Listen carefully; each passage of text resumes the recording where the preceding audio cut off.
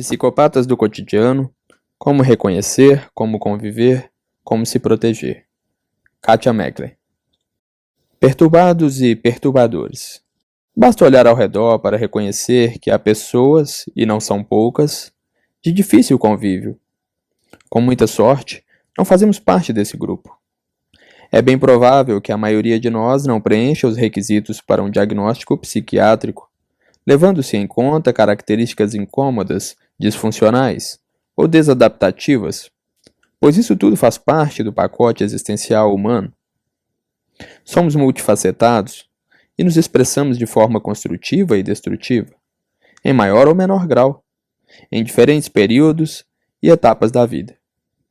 Podemos sentir, pensar e nos comportar de formas muito variadas e singulares, alternando o nosso melhor e o nosso pior. É um jogo de luz e sombra, em que às vezes estamos solares e, em outras, parecemos obscuros. E isso nem de longe é patologia. Trata-se apenas do nosso jeito de ser. Todos podemos, em algum momento, ser um tanto malvados, agressivos, egoístas, arrogantes, hostis, manipuladores, descontrolados, excêntricos, ansiosos, grudentos, depressivos, dramáticos, controladores e explosivos. O problema é que algumas pessoas são sempre assim, exageradas demais, desconfiadas demais, tímidas demais, egocêntricas demais. Quem convive com elas tem uma sensação permanente de abuso, invasão e insuficiência. Numa linguagem mais popular, parece que nossa energia está sendo sugada. O indivíduo morde e assopra, e deixa os outros pisando em ovos, com uma incômoda impressão de impotência. Suas relações são marcadas pela exigência de um padrão que dificulta a ação de quem está ao redor. A vida gira em torno desse sequestrador de emoções alheias. Estamos falando daqueles que exibem de forma duradoura, desde a adolescência ou do início da vida adulta, um ou mais traços de personalidade patológicos. De acordo com a Organização Mundial de Saúde, os transtornos de personalidade e de comportamento se manifestam como respostas inflexíveis a uma ampla série de situações pessoais e sociais. Representam desvios extremos ou significativos de como o indivíduo médio, em uma dada cultura, percebe, pensa, sente e, particularmente, se relaciona com os outros. Os termos dessa definição parecem tão duros e enrijecidos quanto as manifestações dos transtornos. Voltar aos personagens da história que abre esse livro ajudará, num primeiro momento, a explicar um ponto importante. O que são as respostas inflexíveis a uma ampla série de situações pessoais e sociais? O personagem Marcos é executivo de uma multinacional. Chega ao escritório às 9 horas e é o último a ir embora, às 22. Não deixa de responder quase nenhum dos 100 e-mails que recebe por dia. Confere a produção diária de cada um de seus funcionários e se sente sempre em dívida em relação aos resultados que deveriam ser atingidos. Na avaliação dos funcionários, é um chefe sério, crítico e impiedoso. Nunca está satisfeito com os trabalhos entregues e pede revisões até que tudo fique exatamente de acordo com o que delineou. Considerar sugestões de seus subordinados? Nem pensar. Olha feio para quem sai no horário e para quem dá mais atenção aos compromissos pessoais do que ao trabalho. No ano anterior, chegou atrasado à formatura da filha Fernanda, o que a deixou muito triste e fortaleceu seu sentimento de rejeição. Às sextas-feiras, sempre saio com a esposa e 2 casais de amigo, da época da faculdade. Sábado à tarde, joga futebol e, aos domingos, almoça com a família no restaurante do clube do qual é sócio.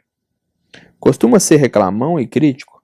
Acha que todos levam a vida na flauta e não tem noções corretas de seus deveres e obrigações. A filha Paula, impulsiva e sem papas na língua, diz ao pai que ele é um general e que precisa ser tratado. Marcos rebate, afirmando que psicólogo e psiquiatra são para gente maluca como Paula. e que seus problemas estariam resolvidos se não fosse responsável por tanta gente. Marcos apresenta traços de perfeccionismo rígido, ou seja, insiste de forma intolerante e inflexível que tudo saia sem erros, impecável, incluindo o próprio desempenho e o dos outros. Renuncia a atividades e oportunidades na vida, pois está permanentemente preocupado com detalhes, organização e ordem. Marcos perturba as pessoas que o rodeiam com seu jeito pesado. Suas constantes exigências, suas pontuações impiedosas e sua falta de empatia. Por outro lado, sente-se continuamente perturbado pelo excesso de responsabilidade, pela sensação de ineficiência daqueles que o cercam e por não ter limite quanto aos esforços empregados para que o seu desempenho seja perfeito. Nas fotos que Sandra, sua mulher, posta no Facebook, ele parece um homem bem-sucedido, ao lado da esposa e de duas lindas filhas. Mas as pessoas mal sabem o peso interno que é a sua vida. Perturba sem ter o mínimo de consciência do mal-estar que provoca. E é perturbado. Sofre a causa e causa sofrimento. Mas não acha que o seu infortúnio tem relação com o jeito de ser. Acredita que tudo se resolveria caso não tivesse que carregar o mundo nas costas e os outros mudassem suas atitudes. Em outro ponto da definição dos transtornos, a OMS menciona desvios extremos ou significativos. Há quase 3 séculos, esses desvios despertam o interesse dos cientistas. Uma das categorias diagnósticas precursoras para a atual classificação de transtornos de personalidade foi a do psiquiatra alemão Curtis Kennedy. Em 1923, ele publicou o livro As Personalidades Psicopáticas, em que as descreveu, retomadas aqui no título Psicopatias do Cotidiano, como variações estatísticas da mídia normal, com a peculiaridade de sofrer ou causar sofrimento à sociedade com sua normalidade. Desde então, a classificação dos TPs passou por um avanço que culminou nas normalizações atuais da OMS, 10ª Classificação Internacional de Doenças, e da Associação Americana de Psiquiatria em seu Manual Diagnóstico e Estatístico de Transtornos Mentais, DSM-5. O CID-10 enumera 8 transtornos específicos de personalidade. São eles: paranoide, esquizoide, antissocial, emocionalmente instável, subdividido em tipo impulsivo e borderline, e histriônico, anancástico ou obsessivo-compulsivo, ansioso ou evitativo e dependente. Já o DSM-5 lista 10 categorias específicas reunidas em 3 grupos. O grupo A congrega paranoides, esquizoides e esquizotípicos. É o chamado grupo dos excêntricos esquisitos. No grupo B estão os antissociais, borderlines, histriônicos e narcisísticos, considerados os dramáticos emocionais volúveis. Por fim, o grupo C contempla os evitativos, dependentes e obsessivo-compulsivo, ou seja, os ansiosos temerosos. O fato é que, há décadas, as classificações psiquiátricas que definem os transtornos de personalidade vêm mudando. Existem muitas controvérsias, tanto sobre os métodos de avaliação, quanto se a categoria transtornos de personalidade deveria ser um diagnóstico psiquiátrico. O desafio ético é imenso no que concerne à diferenciação entre uma característica de personalidade normal e uma característica patológica. No momento, as evidências da experiência clínica e das pesquisas favorecem a concepção chamada dimensional. Todas as pessoas podem apresentar maior ou menor grau dos traços de personalidade, sendo que na população geral haveria uma distribuição em contínuo ou gradações dessas características.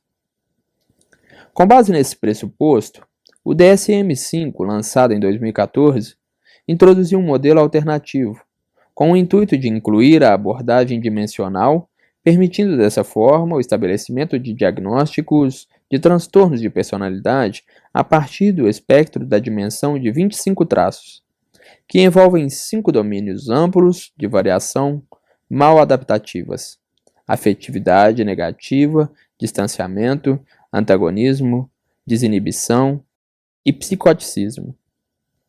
Basta que o indivíduo apresente um único traço em grau tão elevado que o torne prejudicial em um ou mais setores da vida para que o diagnóstico possa ser feito. Por domínio, entendemos um conjunto de características que, quando acentuadas, tornam a pessoa pouco funcional ou inadaptada em uma ou mais áreas da vida. Cada domínio tem um polo oposto, e todos podem apresentar um traço em abundância ou a ausência dele. Voltando à história do início do livro, a enfermeira Sônia exibe um forte traço de submissão, enquanto Eduardo, ao contrário, apresenta a quase ausência dessa particularidade. Rodrigo esbanja um traço acentuado de irresponsabilidade, enquanto Marcos quase não tem essa característica. Osvaldo, administrador do hospital, tem um traço forte de desconfiança, ao passo que Sandra, a esposa de Marcos, por ser muito sugestionável, apresenta um grau baixo dessa mesma faceta. Domínio afetividade negativa. É ligado a experiências intensas de ansiedade, depressão, culpa, vergonha, raiva, autoagressão e dependência. O polo oposto é a estabilidade emocional. Pessoas com os transtornos de personalidade obsessiva, evitativa, borderline e dependente tendem a ter traços desse domínio. Em relação aos personagens da história do início desse livro, estamos falando de Marcos, Fernanda, Paula e Sônia. Traços: instabilidade emocional, ansiedade, medo da separação, submissão, hostilidade, perseverança, tendência à depressão, desconfiança e afetividade restrita.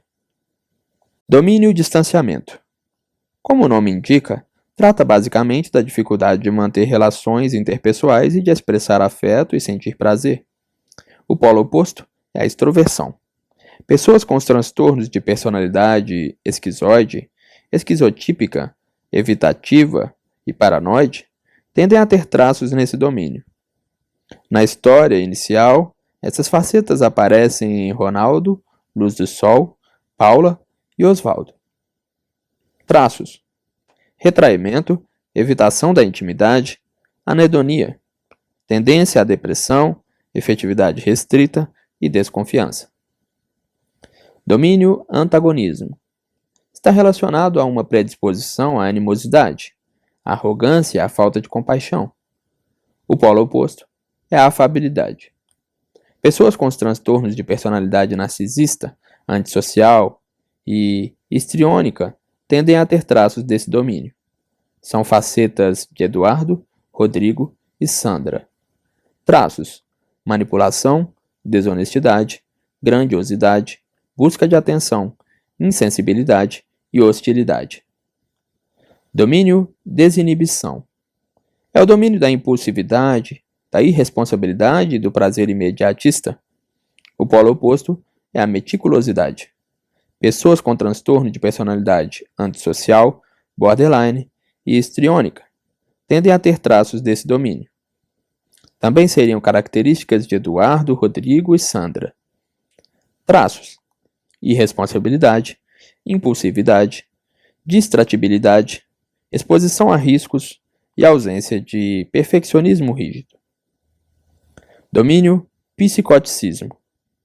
Esse grupo abrange os comportamentos excêntricos e incomuns, ideias de referência, quando a pessoa estabelece conexões imaginárias entre eventos, situações e percepções do mundo exterior com si próprio. A inadequação cognitiva. O polo oposto é a lucidez. Pessoas com os transtornos de personalidade esquizotípica, esquizoide e paranoide tendem a ter traços desse domínio. Estamos falando de Ronaldo, Luz do Sol e Osvaldo. Traços: crenças e experiências incomuns, excentricidade, desregulação cognitiva e perceptiva. É preciso deixar claro que os traços de personalidade patológicos são rígidos, mas não são imutáveis. E ao longo da vida podem sofrer alterações, ainda que de modo restrito. Pensemos de forma figurada. Quando você pega um resfriado, fica uma semana espirrando, mas depois passa. Mas se você tem alguma alergia, fica espirrando com muita frequência. Com essas facetas, acontece mais ou menos o mesmo. Elas não surgem e desaparecem. Estão sempre ali, latentes ou mais visíveis, sendo inerentes à personalidade.